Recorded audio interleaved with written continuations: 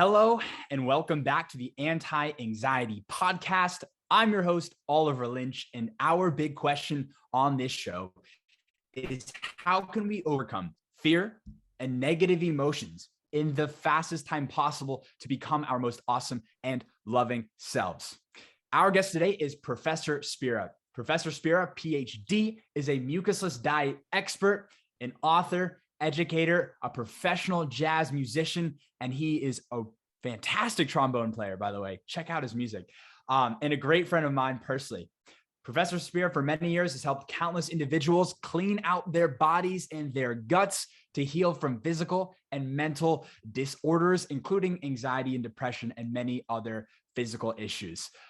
Spira's career as a natural healer began after discovering Arnold Ehret's mucusless diet healing system. And he now has a YouTube channel with nearly 20,000 subscribers where he shares his expertise and helps other people become mucusless. Welcome to the show, Spira. Hey, Oliver. It's great to be here. Thanks for having me.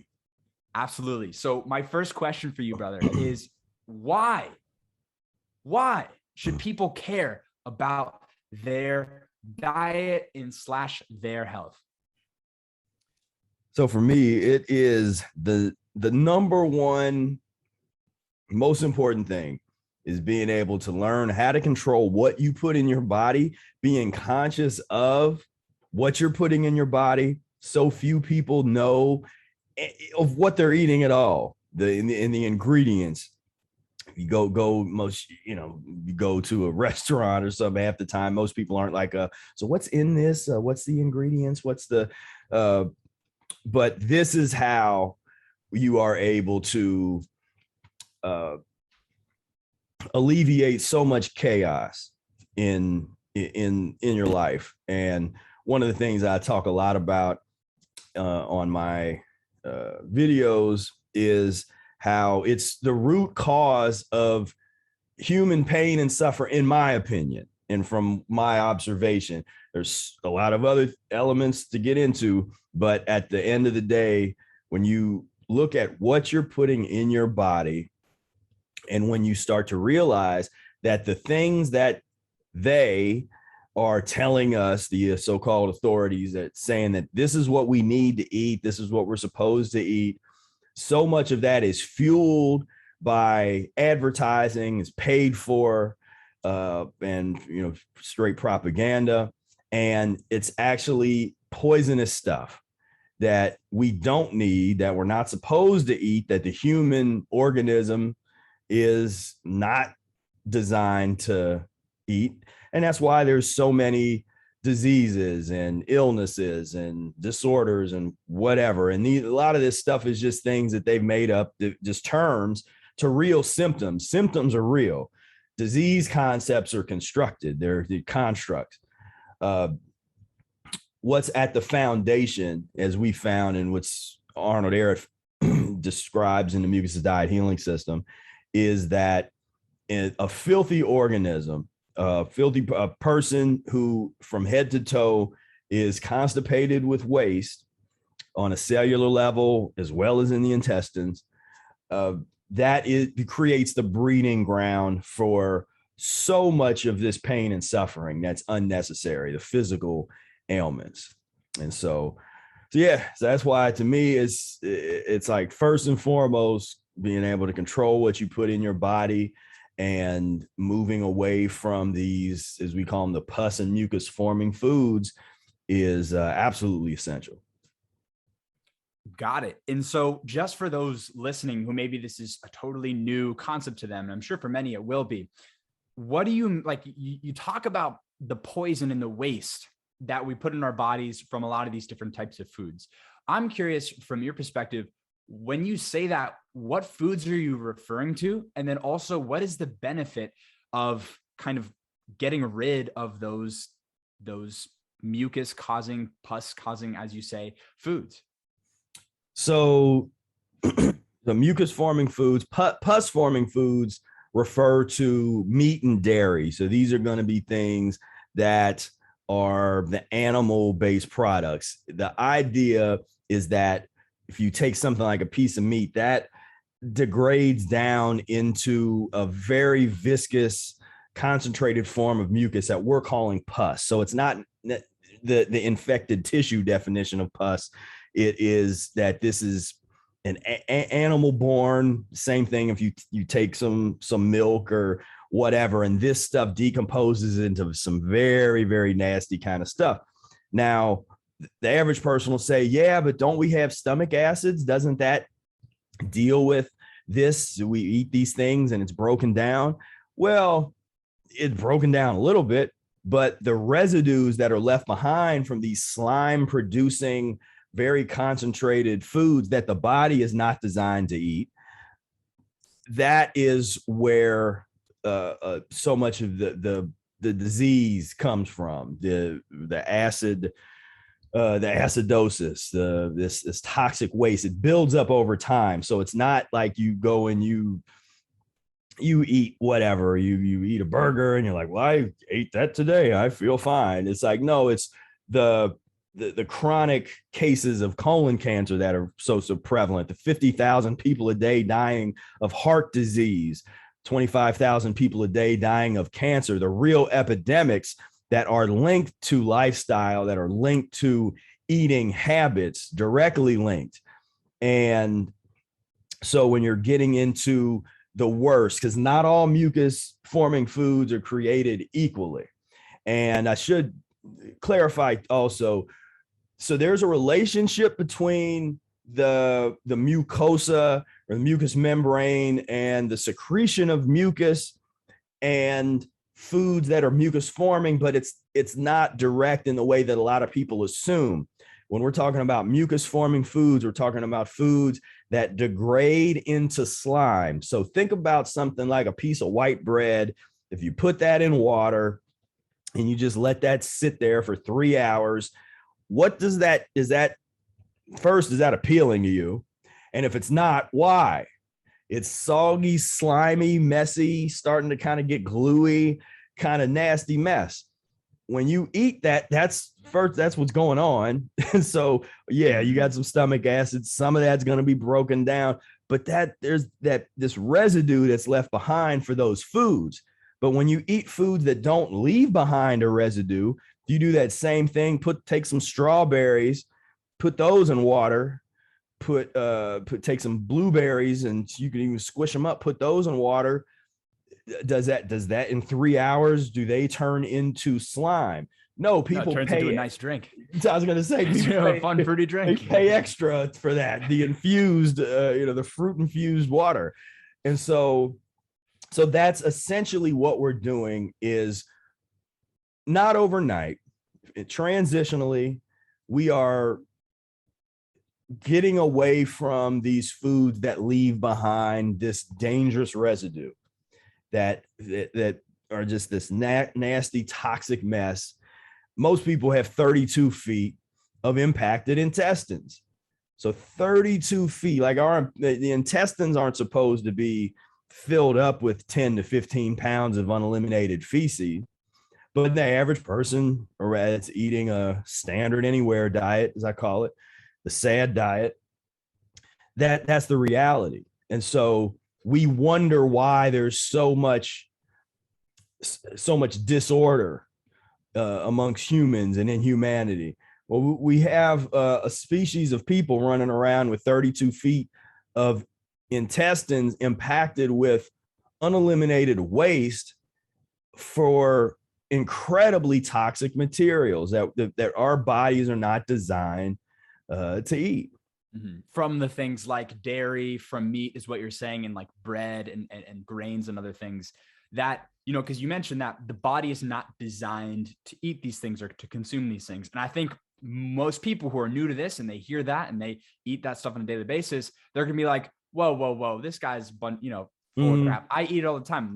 Again, that same kind of, I feel just fine. Yeah. But what you're saying is that while sure, you can eat it and you can process it and be okay, what it's doing is it's not being fully processed, and there's some sort of residue that's toxic that's left over, and that's what begins to accumulate in your gut, and that it becomes impacted and stuck and becomes very toxic, causes a lot of chaos inside of you, inside your mind, leading to things like anxiety, depression, and other physical illnesses.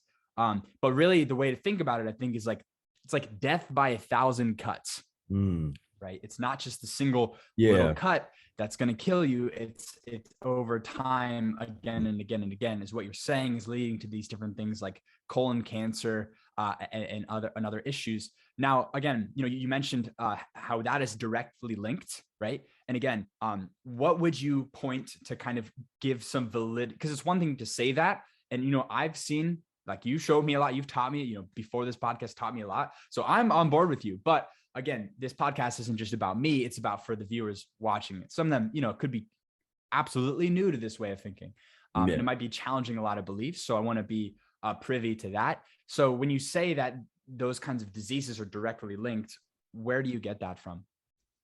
So for first and foremost, I always had to tell people, you got to read The Mucus Diet Healing System by Professor Arnold Ehret. Yeah, to really have any serious discussion about this topic, that's the source reading. And the answers to that question are really throughout that book, the Arnold Ehret's thesis, which is constant at the beginning of the book, says all disease, no matter what name it is known by medical science, is constipation, a clogging up of the entire pipe system of the human body. Now, people say, "Oh, Arnold Ehret, that's not scientific. It's this, and I'm into the science. I'm in." So there is one reason why this path tends to be the path of the less trodden path, because there's a lot of programming, and that one has to be a little more advanced mentally to even start studying this. And so if you sort of want like scientific case studies, you can find them, but that's not how I teach this information, because this is something where you got to sit down with the information, read through it, and examine it objectively. And when you begin to study, I had to say, I implore you to have an open mind, because this will challenge everything that you've ever been taught about nutritional concepts, about the human body. It's a total paradigm shift. And so it is hard to, like right here, be like, this is, it's like, there's other people that get into some of that'll compare the sciences. You can sit there and go, even just like what we talked about right now, there do exist a number of scientific studies that link and say, but the way they do it is always kind of like, well, there may be a correlation, but there's plenty of studies that make the connection between meat and cancer, meat and diabeets, dairy. One that comes to mind that I've heard of is called the China study. So that just as something that if people want to go check out, it's called the China study. Yeah. That's a good, good document. And so, so that kind of, for the people that feel like they need that or they want that, that's there. My main thing is read the Mucus Diet Healing System book, and with an open mind. You don't have to agree with all of the philosophies that's in there, because there's some challenging, which would be challenging to a lot of people, some of his philosophies. But look at that like you read a philosophy book. There's a lot of things that Freud wrote that people that there's an entire field that developed out of Freud, but you read a lot of his original writings and people are like, huh?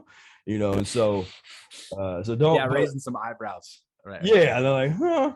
But but with the Arnold Ehret, what I try to get people into is, whether you want to believe all that, if you want to believe that thesis on disease and human illness or not, the most important part to me of his work is his transition diet methodology and the fasting methodology. Because at the end of the day, does it work or not?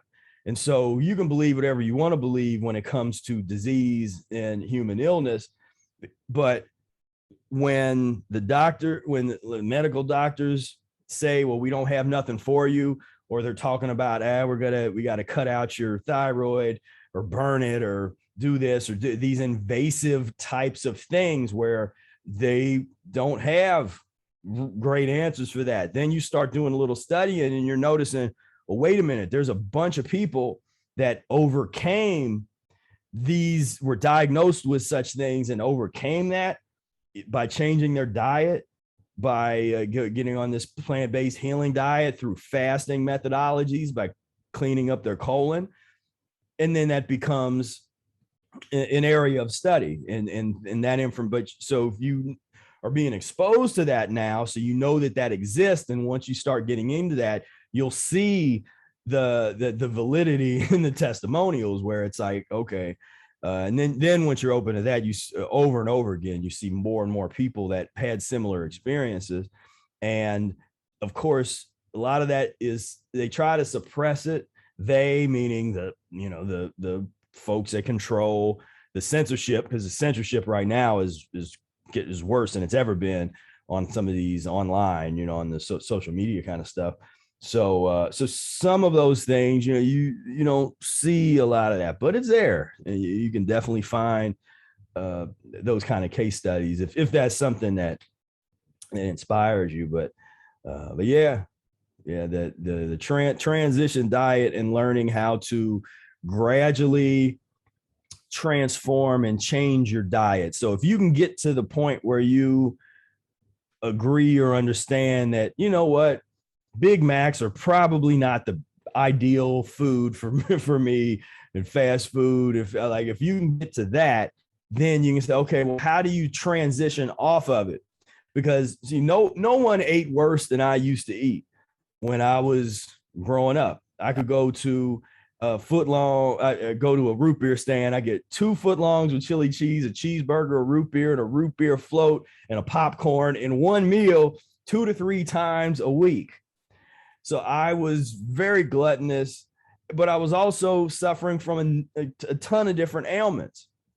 And it used to have ear infections all the time, blowing my nose constantly. They called it allergy. So they kept giving me all this different allergy medication that would result in headaches and nosebleeds and all, and so it's just this vicious cycle of not healing anything, of suppressing symptoms, and nobody telling me, look, you need to stop eating the hamburgers and the cheese conies, and you need to stop eating that stuff, eat some salads and fruit, clean out your system, do some lemon juice and distilled water enemas, clean out your system.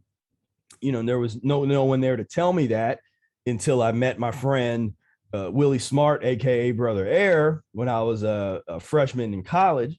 And that's when I read the Mucus diet book and totally transformed my life. I lost 100 pounds in 6 months, overcame all of those various ailments that I'd been dealing with since I was a young child, got over sleep apnea, where, if people are familiar with that, where you stop breathing at night because you're so kind of obstructed.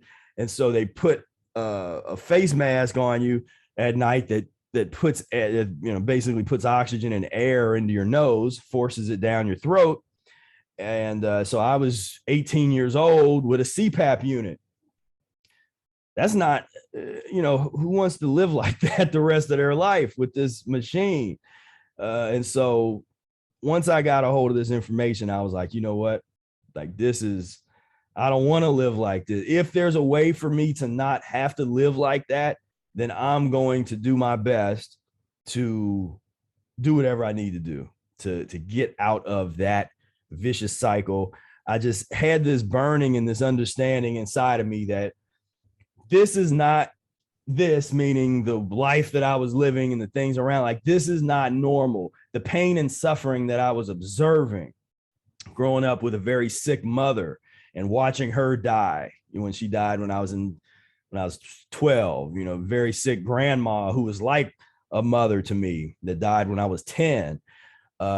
And in being in that environment, I was often in hospitals. My mom used to constantly be going into the hospital and go in the emergency room. And so I spent a lot of time in hospitals, visiting her in nursing homes. The last 2 years of her life, she was in a nursing home.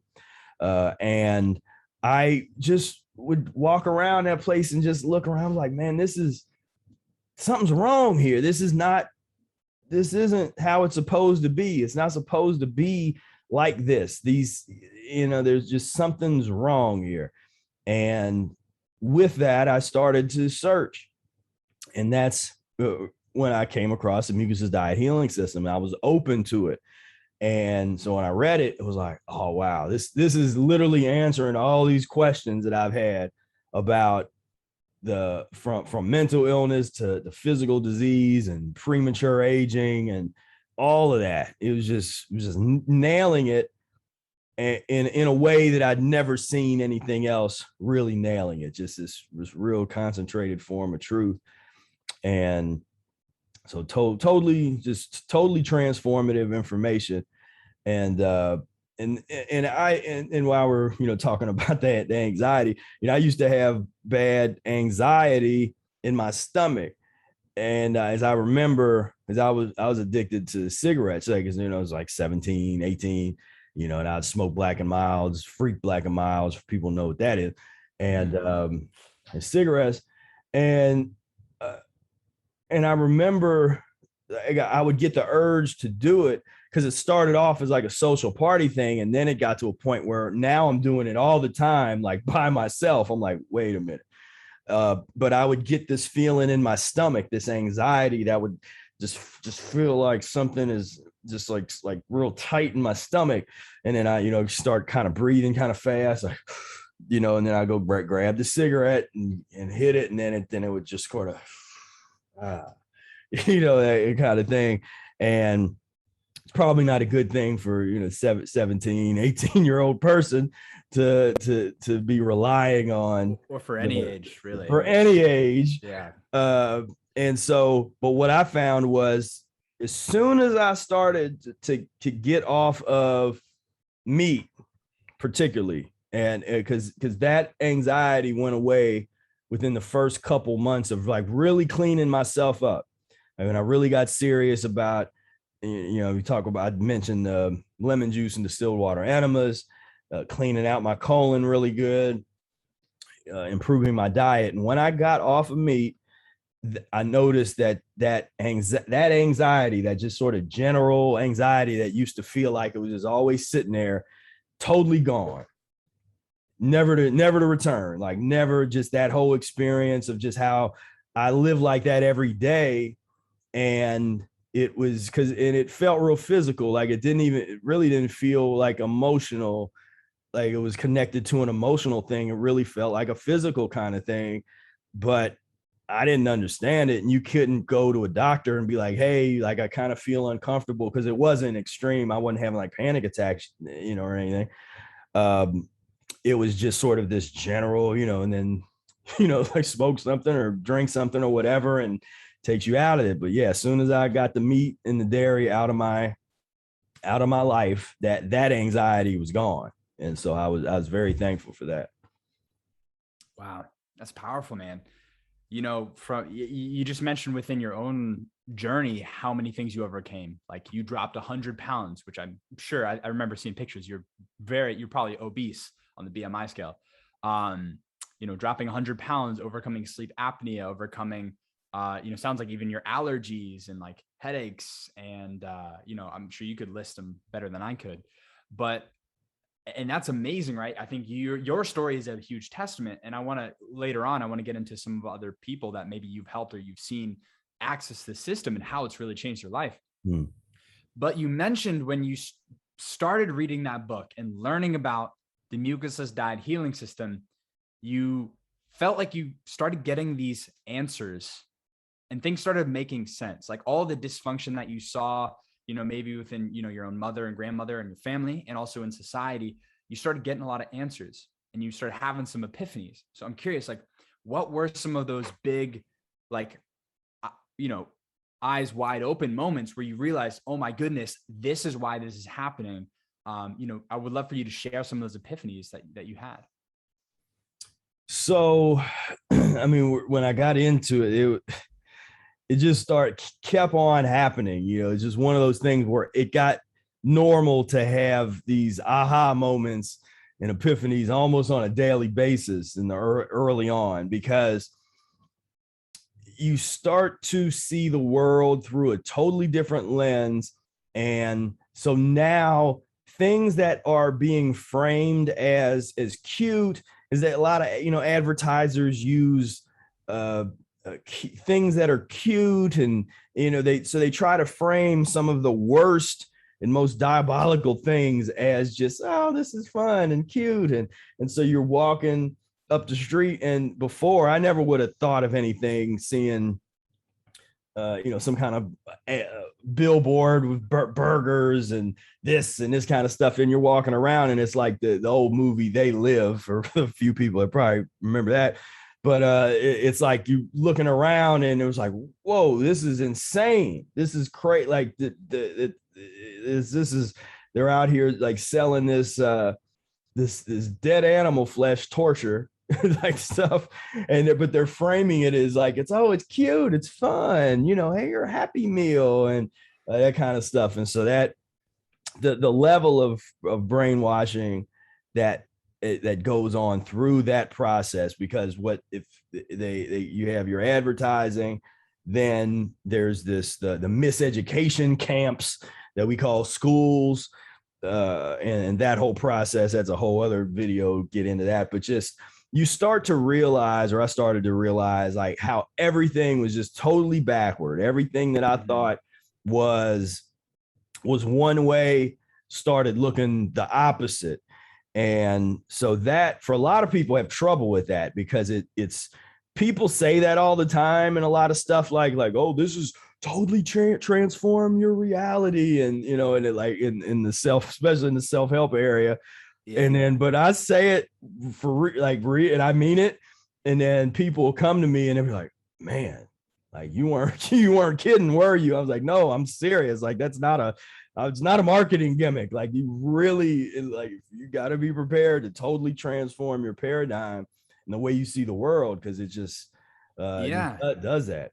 And that can be very shocking too, for a lot of people. It's such a shock to the system because you have to rethink everything. Mm-hmm. Literally everything, since what you were taught since you were born. And like some of the, you talk about the programming, like what we're taught by marketers in society without even realizing it. Like a great example I think everybody can relate to is learning about the food pyramid, right? Who here remembers the food pyramid? Mm-hmm. Well, what I remember, like I was in like middle school and I was learning, I'm like, oh, okay. I remember looking at the graph and just being told by my teacher, this is what health looks like. Mm-hmm. And the biggest layer on the bottom was grains, and like bread and things like that, and like pasta. And like, that means you should have the biggest portion of that for a healthy diet. And I just accepted that as fact because, well, the authorities are telling me, the teachers, they know I'm just a kid. What do I know? Right.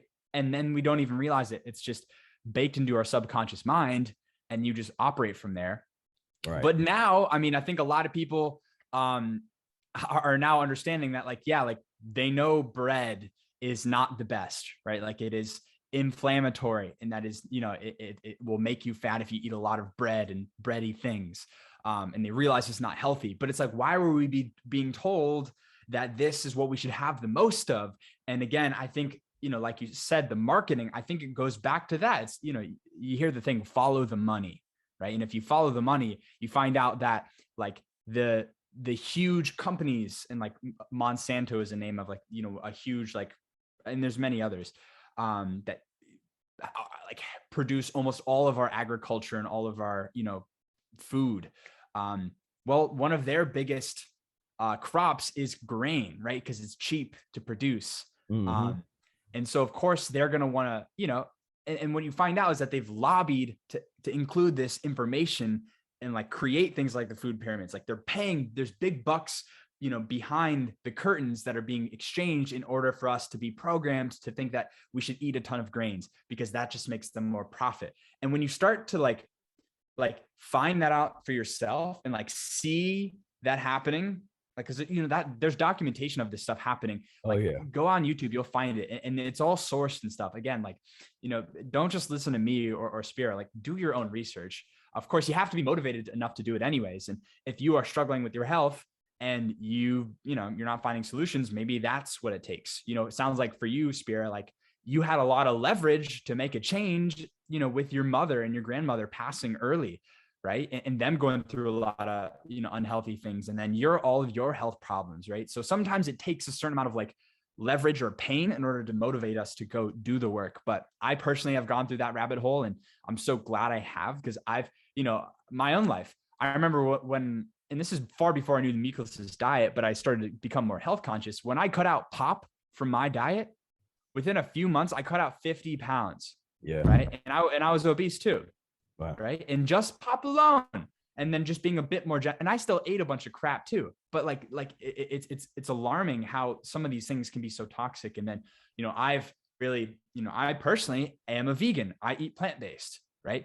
I do my best to eat mucusless. I'm sure Spira would be a little disappointed at some of the stuff I do eat, you know, like the frozen, like soy like patties and all that stuff. Like, you know, it's not, you know, it's not the transition. Yeah, you know, he calls it transition, and hopefully we'll get more into that as well, because that's a really good topic. But yeah, I want to just put that on the record. Like I do my best to follow the system. I'm a huge believer in the mucusless diet system. It's why I brought Spira onto the podcast. I've had huge results in terms of my mental well-being, my physical well-being, my energy, right? Feeling less anxious and depressed, but more at peace without having to do spiritual work, you know what I mean? But just like a better baseline. And that I think is such a wonderful benefit. Yeah. So I guess, I've got this question here I want to ask you, because I think a lot, you know, this is another, in terms of programming in society, one of the hot fad diets, as you know, like we've got keto. That's one of the biggest ones. People are being told that keto is like you know, if you do a ketogenic diet, that's how you can burn all this fat and be healthiest. But I know from you think that is a very unhealthy, very like clogging diet. So I want to tell you, I want to hear from you. Why is mucusless diet a better choice for people, in your opinion, versus something like keto or paleo? And also expand a little bit about, you know, you mentioned how the constipation of all of our systems, and dive into that more, because I think people think it's only in our gut, but I think you think more about every single all the flow in our body, from our blood to oxygen to everything. So please share. So so as far as the keto, and really I look at that, those are part of a like a family of little fad diets that go back to, there's always been some type of carnivore kind of version of things, but you go back to like the Atkins diet, and then the paleo and keto and all this stuff. And they systematically improve their marketing schemes. And so with the keto, they've brilliant marketing. Yeah, give credit where credit is due. They put together a hell of a marketing campaign that has worked, because they have taken something incredibly extreme and made it mainstream. And that was in how they marketed it. But when you get down to the facts of it, now we're talking about premature aging. Why? These real high meat-based type of diets are incredibly acidic. These localized acidosis, it's making the body able to, every time you eat that stuff, more and more toxic.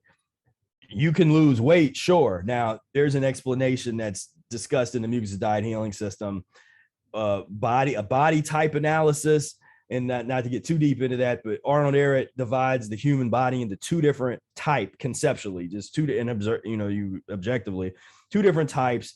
Lean types are the ones that you would traditionally say are high metabolism, that they can eat anything and they don't pick up any weight. He looks at that as a lean type, or a physiology type is very acidic. It's got a lot of excess uric acid.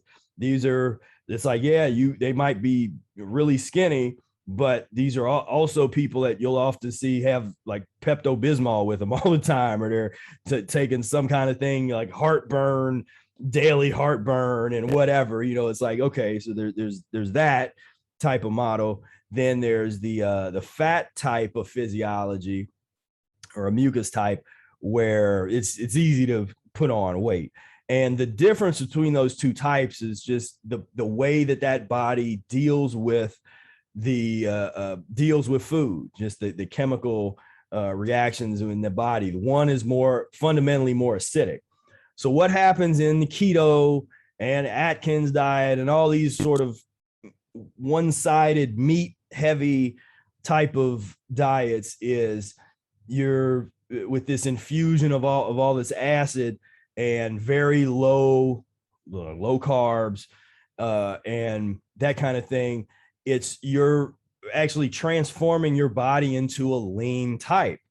So yes, you'll lose weight, but at the expense of what? At the expense of your skin, because you're a lot of people, when I see folks that are on that, their skin usually doesn't look great. You know, they prematurely age your skin, prematurely age a number of elements of your body. And so that's just to not go way down the rabbit hole with that. That's that. But like I said, they did a beautiful job of really, you know, bringing in the famous people, and you know, this is the key, you know, bringing in the doctors, medical doctors, and the word, you know, this concept of intermittent fasting.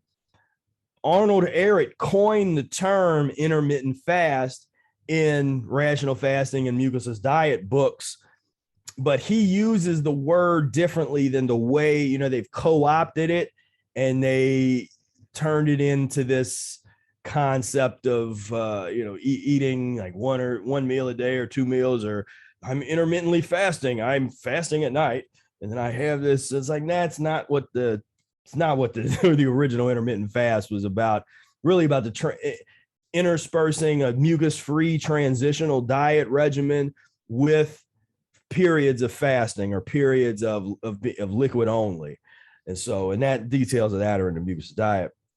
But in terms of the toxicity and the cellular constipation, so there's a great naturopath by the name of Dr. Morris, and I like the way he describes this. He is just in basic layman terms, is like the body consists of a whole lot of cells and 2 major fluids.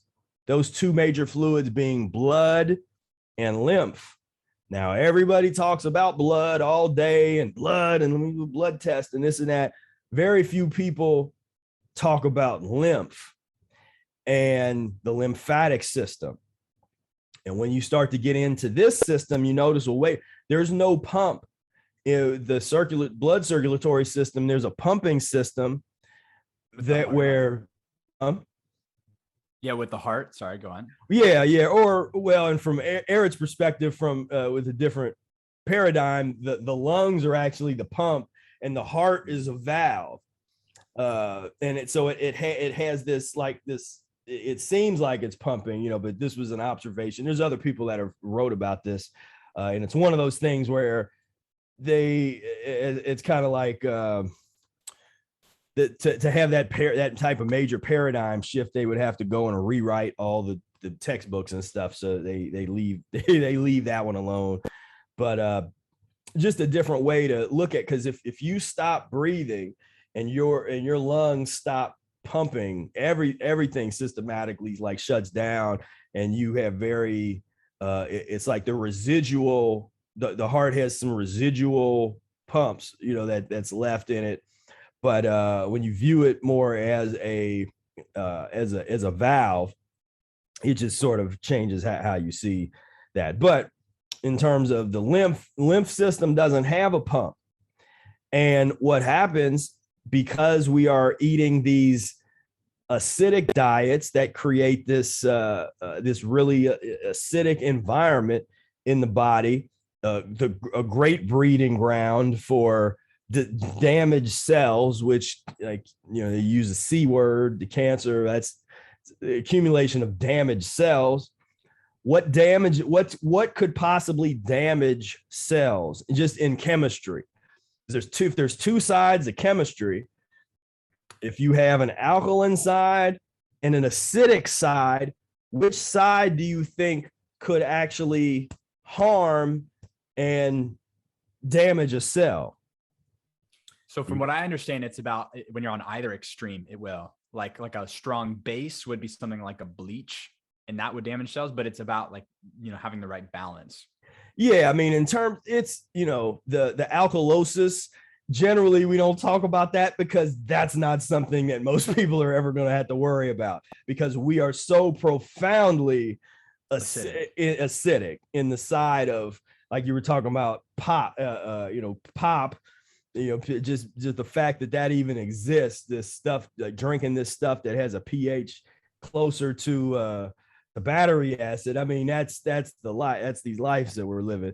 And so when you get into all this meat, the residue that's left behind, this toxic material that ends up infusing the body, because it can't. Think about when you got the folks with the 32 feet of impacted intestines and this stuff is not coming out. It's one thing if you eat and then the day later, what you ate, even if it's not good, if it leaves the body, then it's not sitting in your gut festering with all the residue, all this nasty stuff, just festering and creating this acidic environment. So there's cases where, people still eating meat and dairy, but if they have some kind of, some of them, if they're doing enemas or, or they eat very small amounts or whatever, then they're going to last a little longer than somebody else that's that's not having those good bowel movements or not,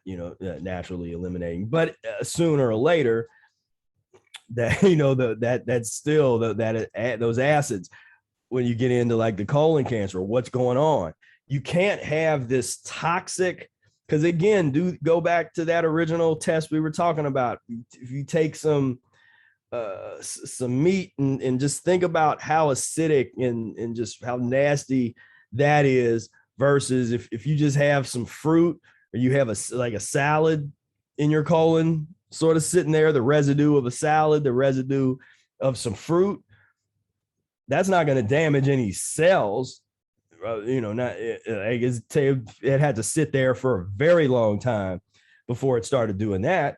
But if you got this really toxic stuff, the residue from the cheese and that kind of stuff, and you have that sitting in your colon, then it's not surprising why we got those type of problems. Yeah, and for reference too, when like to give, I think this is really powerful to have a visual reference of like what this impacted waste and toxic mess looks like from all this stuff. Look up mucoid plaque, and that's spelled like MUCOID, and then plaque like PLAQUE, right? Look that up on Google Images and you'll see what I'm talking, or what we're talking about. It's really disgusting.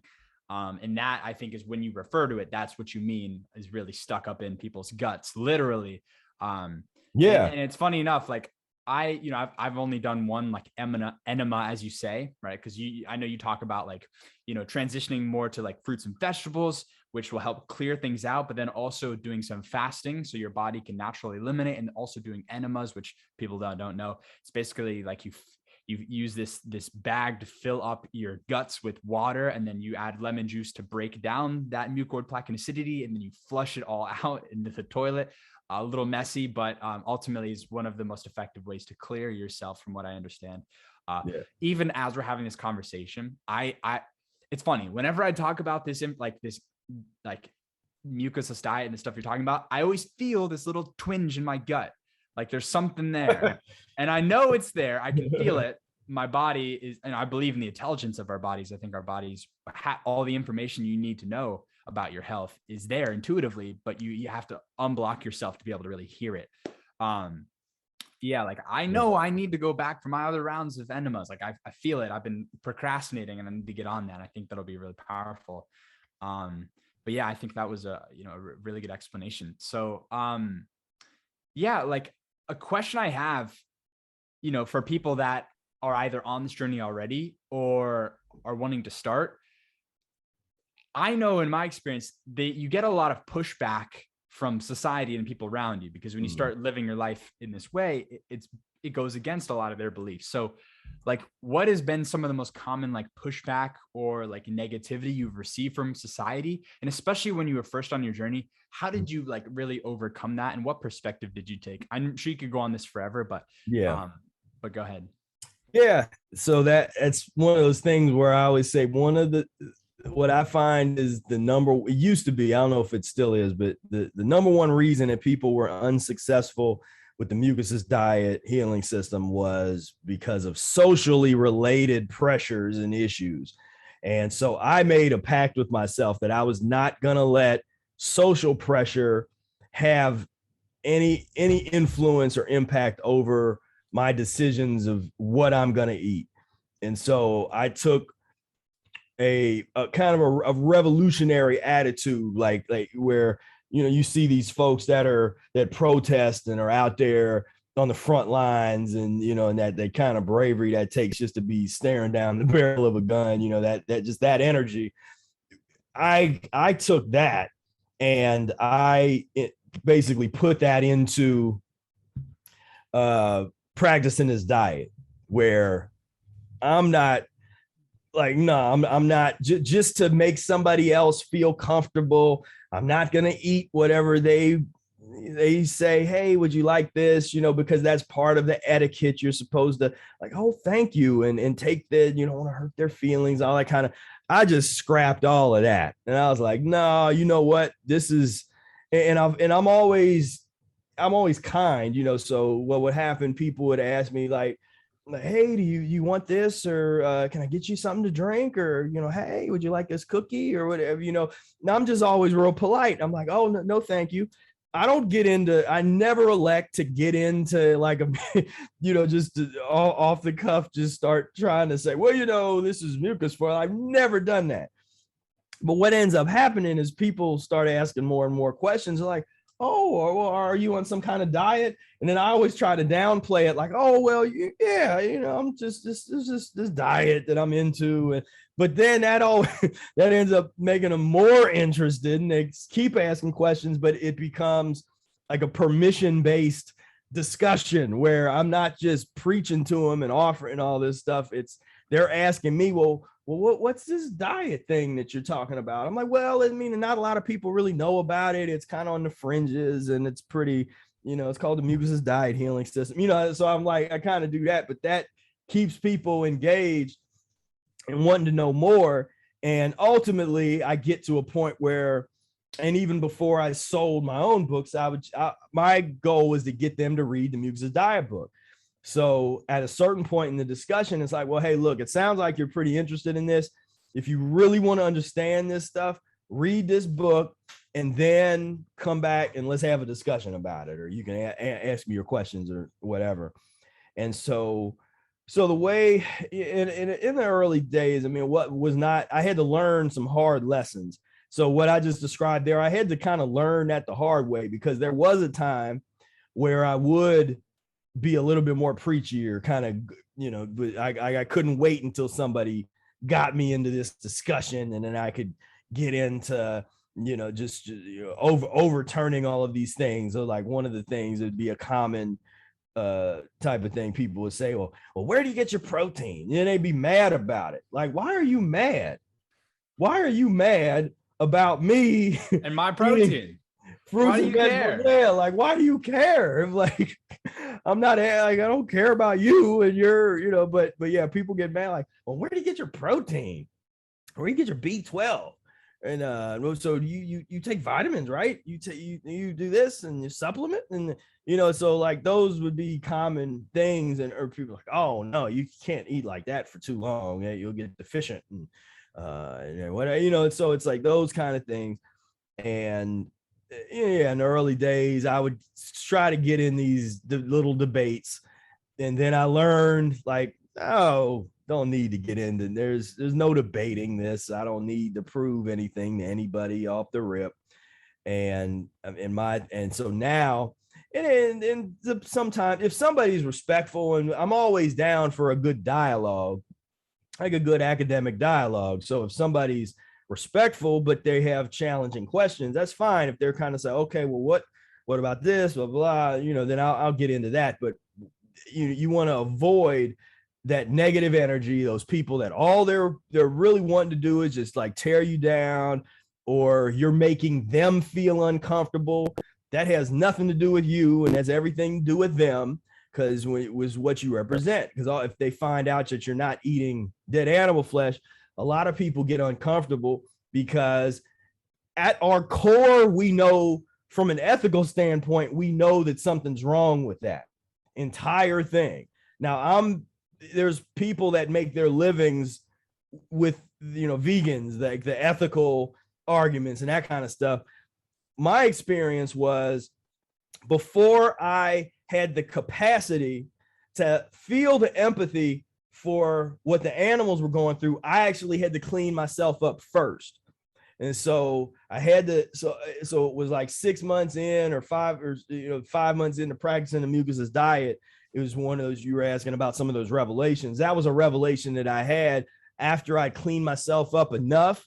Then I just started thinking about it, like we're murdering these animals. Like, why? We don't need to. We literally don't need to. And all that pain and suffering and fear that these animals are going through at the time of death, you're eating that. So you want to talk about anxiety? These animals, they're not treated, like they're not given a hug and then killed. Like, they're tortured the whole process. And that's what I started doing, watching a number of different, and this was years and years ago. So this was like that, LimeWire and like downloading stuff on some of those old download sites. But I was able to find some slaughterhouse videos where they just the covert video cameras that somebody walked into the slaughterhouses. Now you can find all that stuff easily on YouTube. It used to be a little harder to get a hold of it, but I had watched a documentary called Meet Your Meat, which is I think a PETA thing. And I just sat there and I just started crying. Like, it got me. Like, I got it. I couldn't, there was no way you could ethically have changed my mind before I had cleaned myself up. There was no, like, you couldn't make that argument, like the standard vegan arguments. No, it's murder and you're hurting these animals. Like, I had such a disconnect, as most people do, because that's been the orientation. But once I cleaned myself up and I started thinking about it, then I was just like, what have I done? Like, that's part of that. Like, oh no, this was totally wrong. This is like, we're in a reality that's just like none of this. And so that was definitely a revelation. But back to just dealing with people with the daily, which, so I, like, I'm also somebody that I don't like bullies. I will, if I see a bully, then I'm go mess with that person. Like, okay, now I can go and just go off. And so there's been times, where people try to like bully and try to make fun, like this and that. And, and so then I have to, then we can get a little bit, I'll get into some of that stuff and just sort of just shut it down, when you get into like the protein theory. And when you frame it like that, because then just framing it like that changes the way most people would approach that topic. Like, I don't believe in the protein theory. And then people are like, well, what? No, protein. I was like, no, it's a theory and a concept developed in the 1800s. And we can pinpoint the people that came up with the word. Francois Magendie and Mulder invented this concept of what we would call protein today. Pro meaning first, teen meaning principle. And they deduced that the first principle to life is this nitrogenous substance that you're going to get by eating dead animal flesh. They were creating theories that would support and nurture their worldview and the way that they were already eating, because of the superiority complex of the Eurocentric mindset of, well, this is how we eat already, so this must be the best. So let's create an entire science to support and back up and pat up ourselves on the back as being the most evolved and greatest species on the planet, when in actuality, again, everything's opposite. We're the filthiest beings that have gotten so far away from nature and how we're supposed to operate. That is the key source of all this devastation and this chaos in the world. Powerful words, man. Very powerful. And I know we went in a couple different directions there. Got into the, but that's a recommendation. If when people are ready, like if you want to like really kind of put yourself to the test, it's like, okay, if you're a meat eater, it's okay. Watch some slaughterhouse videos and just for as a science experiment, see how it makes you feel. Are you indifferent? Because why? Because it is the kind of question a child might ask. Well, why do we eat pigs and cows, but we don't eat the dog and our cat? Then, well, an educated parent would be like, well, some people do eat dogs and cats. Depends on where you are in the world. That eating a dog and a cat is just as common as eating a horse, is eating a cow, is eating a pig. What makes it all different? Mm-hmm.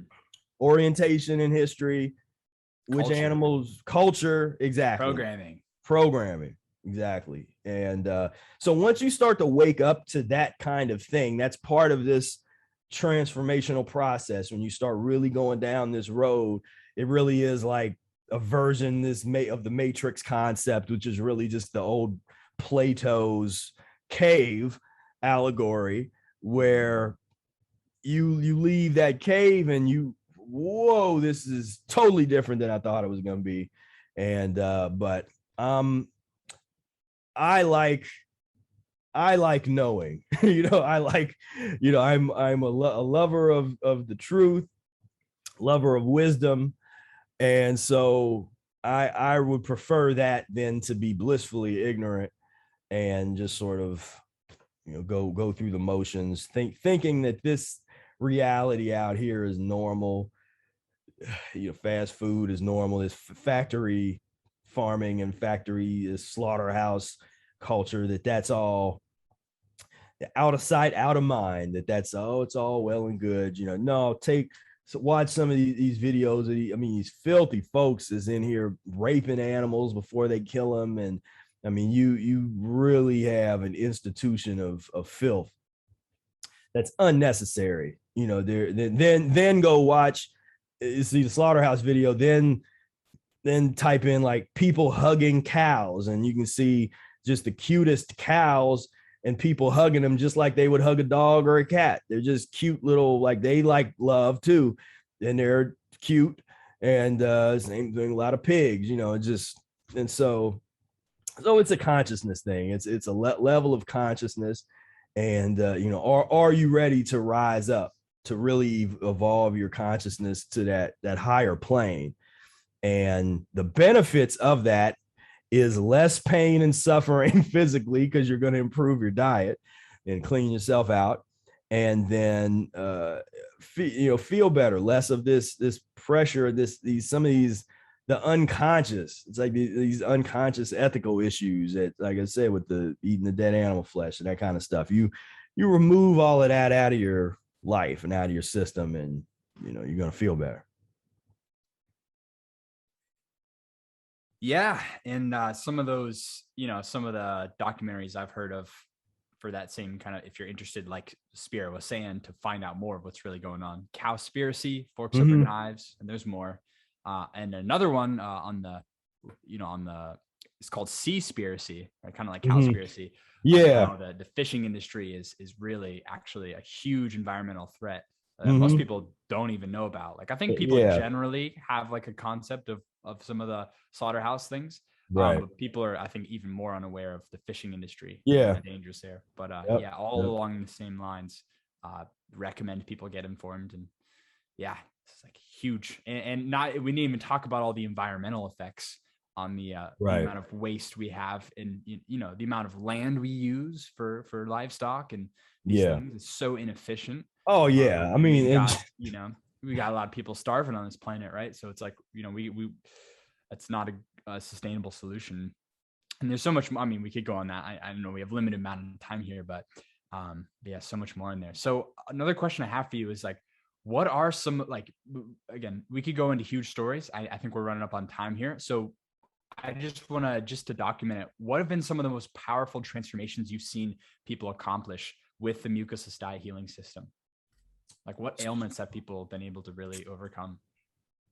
I've seen in general, I mean, people, everything from cancers to people getting out of their deathbeds after heart attacks and strokes, really bad acne, just kind of all of that stuff. But one of the case studies that comes to my mind all the time is a guy by the name of Dan Hall.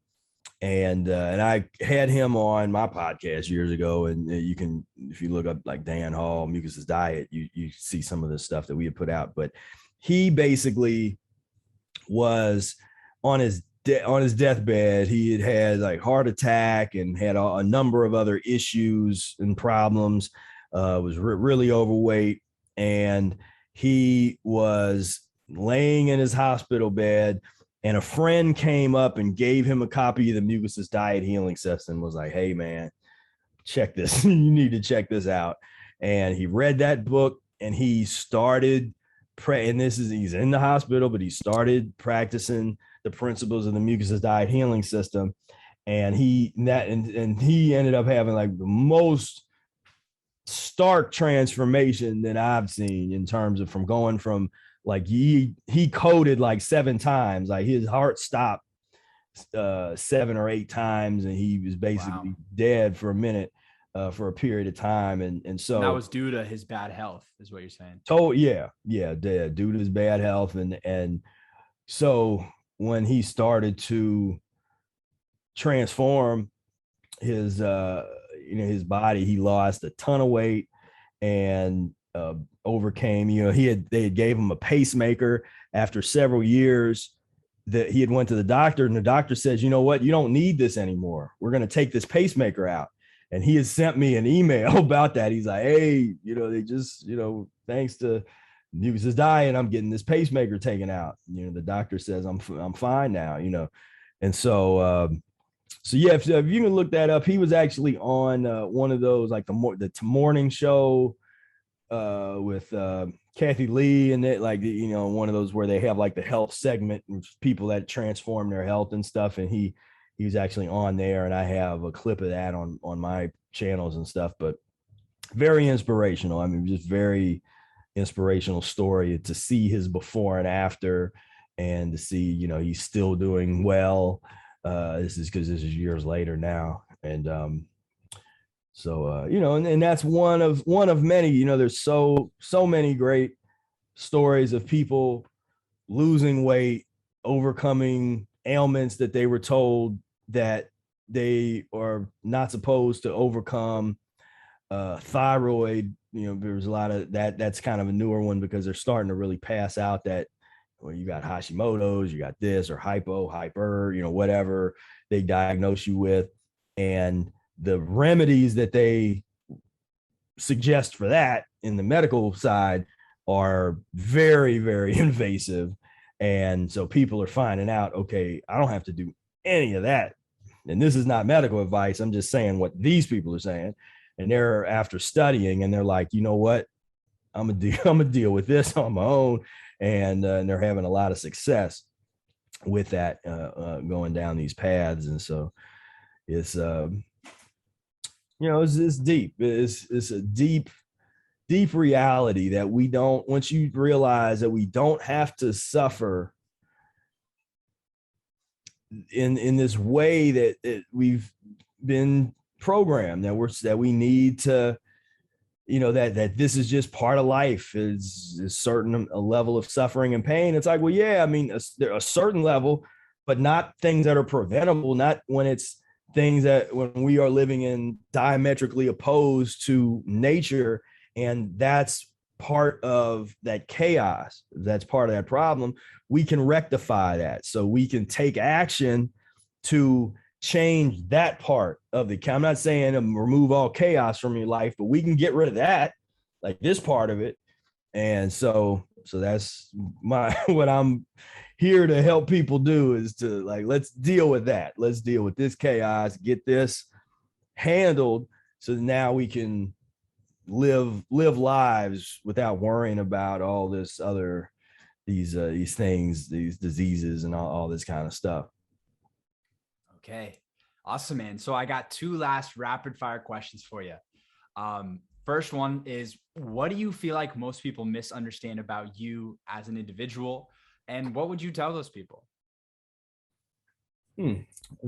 Interesting question. I guess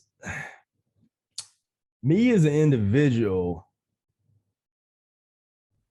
I don't know. That's honest. I don't really know that. But in terms of the diet, what people misunderstand is a transition diet. And I tend to look at, that's what they also misunderstand about my message, because a lot of people think that we're going to be saying some really extreme stuff, that we're gonna, because they've heard other people talk about, oh, this 40-day water fast, and you got to do this, and mucus free. It means it's a fruit-based diet and all this kind of stuff. And so if they don't look into me any further, or they just sort of have this problematic narrative that's going around about what is the mucusless diet is, then that's just a total misunderstanding and misrepresentation of what this really is. When people start to listen to what I'm saying and really getting into transition diet concept and methodology here, that's what I'm constantly talking about, because that's the thing that people need the most, and they're not getting it, because you get a lot of people that want to get over into this diet and then be extremist, where they and just do everything to the extreme. And so they're like, well, I don't need to eat that if that's not perfect, I want to be perfect. I'm going to eat nothing but fruit, or I'm going to do a really long fast, or I'm going to juice for a real long period of time. And it's like, you're not listening. That's not what we promote and talk about at all. The transition diet methodology. And so that is what I would direct people to. Read and reread those lessons out of the Mucusless Diet Healing System book. Really strive to understand the transition diet methodology and the gradualism. The principles of it is just slow evolutionary changes so that you can make permanent change. So it's not a quick fix. It's not an overnight type of thing. It's like, it's a permanent change.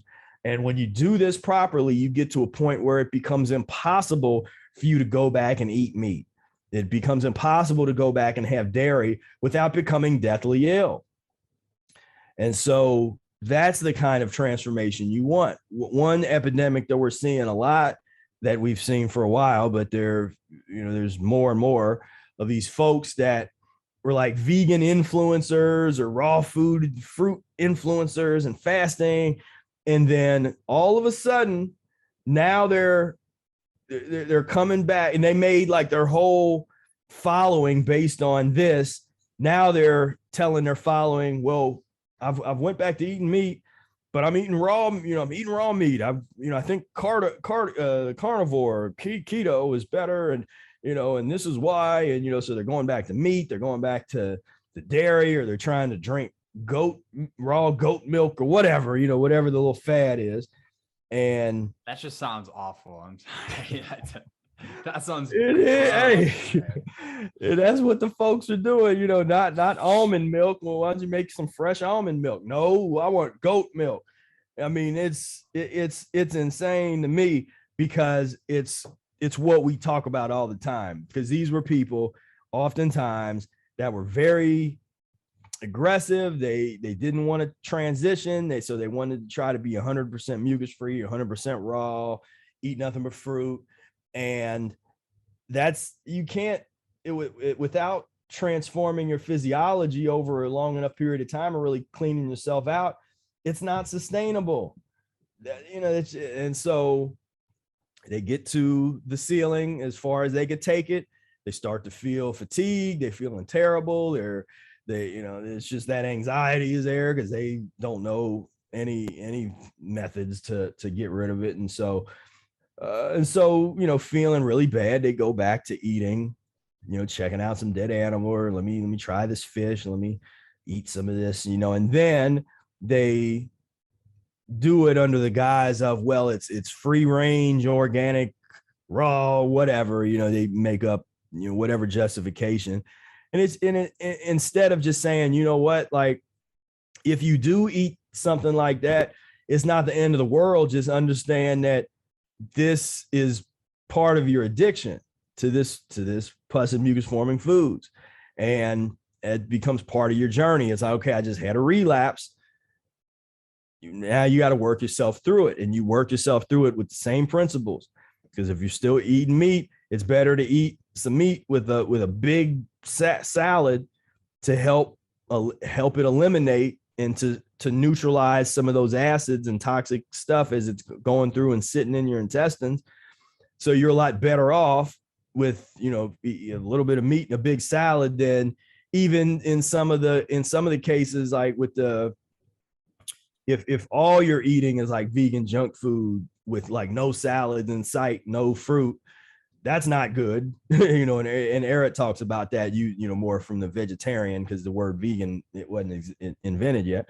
But so I'm just a big advocate of transition diet, really investigate and study that, and then find how that applies to your life and your body. And this is another thing I really love about the diet, is it is based on each individual's experience, each individual situation. So there's a handful of principles, but each person, it's customizable. The system is customizable to each person's life situation, which is real important. Got it. All right. And last question, Spira, if you could implant one belief into the mind of everybody, what would it be and why? It would be that the eating of pus and mucus forming foods is the foundation of all human suffering. And the reason that is because if we can acknowledge that and get to that realization that this really is the foundation of a lot of the anxiety, a lot of the bad behavior, because even if you trace back, if you had parents that were really mean to you or abusive when you're growing up, what were your parents eating? If this is a cycle of abuse that goes back generations, what was your bloodline eating? The one commonality of all of that I can guarantee is that they were all eating pus and mucus forming foods, and that negatively affects the behavior of humans in a way that very few people understand. Fewer people have even thought like that have even made the connection between eating habits and behavior. But once you understand, that answers everything. There's no such thing as somebody does something crazy and where you're like, I don't know what was wrong with them. I just don't know. Somebody goes in and they, shoot up a church or a school or something, and people are always like, must have just been a bad apple. No, they ate bad pus and mucus. That was at the foundation of that behavior. And so once we get that, and we kind of come to grips with that and start to make the real transformation away from that and transition away from that, we will see unprecedented change and transformation on this planet for the better. And we can truly evolve into better beings that can be actual stewards of this planet, as opposed to toxic cancerous entities that are, destroying it. Yeah, serious stuff here, guys. Use this podcast as your turning point. If you've been thinking about making a change in your health and in the diet, like, let this be the wake-up call. And what Spira's talking about, let it be, right? Stop holding back from doing the things you should be doing, and start, clearing that gut, clearing that body, clearing that mind so that you can be free from anxiety, depression, all this other stuff. Spira, thank you so much for coming on to this episode today. It's been awesome. Really, really valuable information. I hope people really take action on this stuff. If you guys are interested in learning more about Spira and what he does and what he teaches, you can find him on Instagram at prof.spira, S-P-I-R-A, prof.spira on Instagram and prof.spira on YouTube. So, and I know YouTube is his main platform. He's got a lot of really good content. He posts regularly there. So go check him out, subscribe to him, give him a follow on Instagram. And thanks so much for showing up, man. It was a pleasure. Thank you for having me, man. Absolutely.